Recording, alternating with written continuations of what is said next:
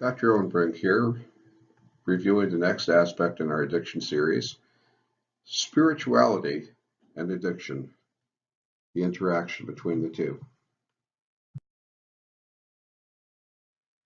Spiritual and moral aspects of addiction. Addiction is a disease with much more than fascinating anatomy and physiology, pharmacology, and behavioral aspects. It's also very much a spiritual disease. Like any other disease, it's essential to evaluate and treat every aspect of the disease before it can be subdued and controlled. Moral aspects of addiction. There's a difference between religion and spirituality. Religion is the belief in and worship of superhuman controlling power, especially a personal god or gods. Ideas about the relationship between science and religion, a particular system of faith and worship, or a pursuit or interest to which someone ascribes supreme importance. Spirituality, on the other hand, is a much broader concept with room for many perspectives. Extracorporeal simply means without a body, non-physical. In general, it includes a sense of connection to something bigger than ourselves. It typically involves a search for meaning in life. As such, it's a universal human experience, something that touches us all. This is transcendence, an existence or experience beyond the normal or physical level. Moral, this concept of spirituality is different and much more simple than religion. Agnosticism or atheism does not need to be an obstacle to recovery from addiction.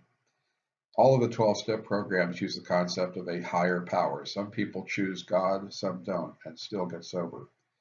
This higher power is whatever an individual addict chooses it to be for himself or herself. It does not need to be God. The USSR adopted the AA program referring to GOD as group of drugs or drunks or addicts, despite their strongly professed atheistic state policy. Stanley Miller did an experiment demonstrating the possibility of creating organic compounds by applying energy to a primordial stew of simple chemicals. Carl Sagan once wrote that the odds against a specific human genome being assembled by chance is 1 times 10 to the 2 millionth power. It seems very unlikely that humanity came into existence solely by chance.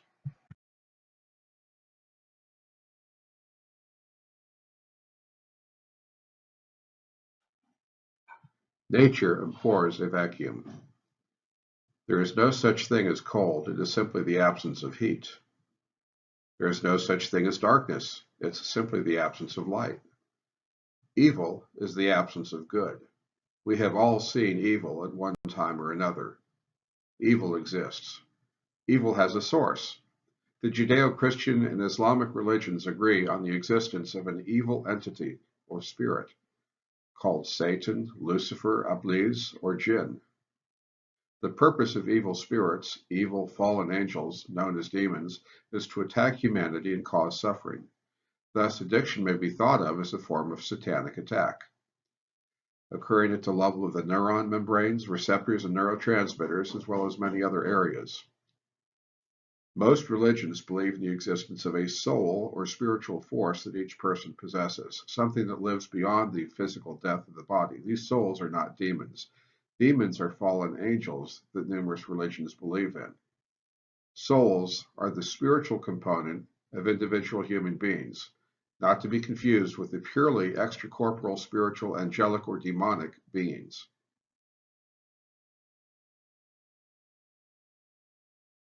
Since this is a disease with spiritual aspects to it, anything that improves the spiritual connectedness with this self-defined and perceived higher power will help the process of recovery.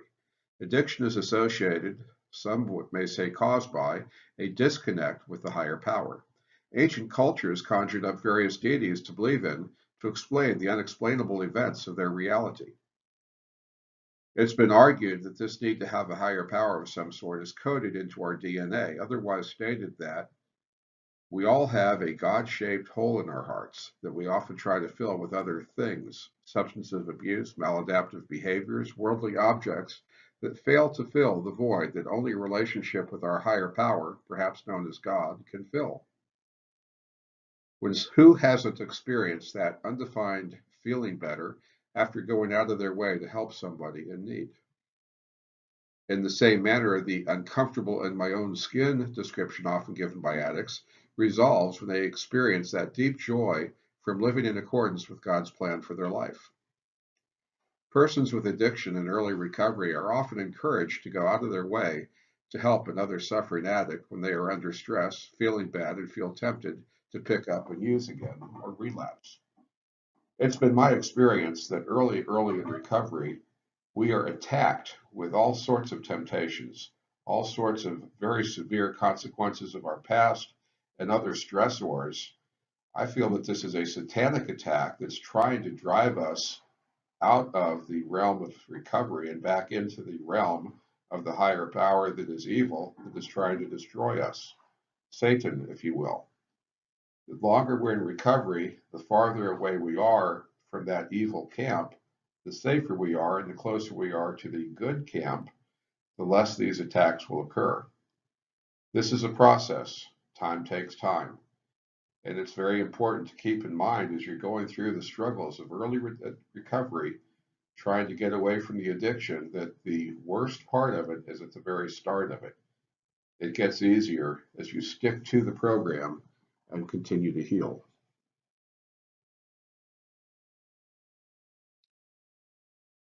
Questions for personal reflection from the spiritual model. How do I evaluate my life in terms of my relationship with God or a higher power? How do I evaluate my life in terms of my own ultimate values and beliefs?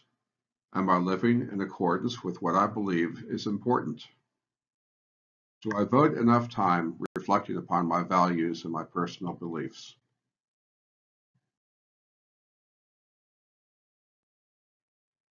The 12-step programs help to cultivate and strengthen that connection. Initially, prayer, transmission to the higher power, may seem very dry and non-productive. With continued prayer and meditation, reception from the higher power, and continued practice, that communication link to the higher power improves over time. The 12-step programs are associated with many short, pithy, and profound sayings that convey basic concepts of the program that lead to success for those who, quote, work the program, unquote, not to be confused with working, quote, my, unquote, program, whatever one feels will work for them at the time. It's a me disease with a we solution. Your best thinking got you here. Right actions lead to right thinking, feeling, and acting. Suit up and show up. Fake it till you make it. It works if you work it, so work it because you work it. He will do for us what we cannot do for ourselves. Moral recognition therapy, MRT, is an evidence-based addiction treatment aligned with this model. Moral recognition therapy is not well known. Conation is an archaic psychological term referring to our capacity for conscious and deliberate decision-making. This form of therapy is based on the outdated theory that addiction is simply a moral failing. Clearly, the science above shows MRT's failings.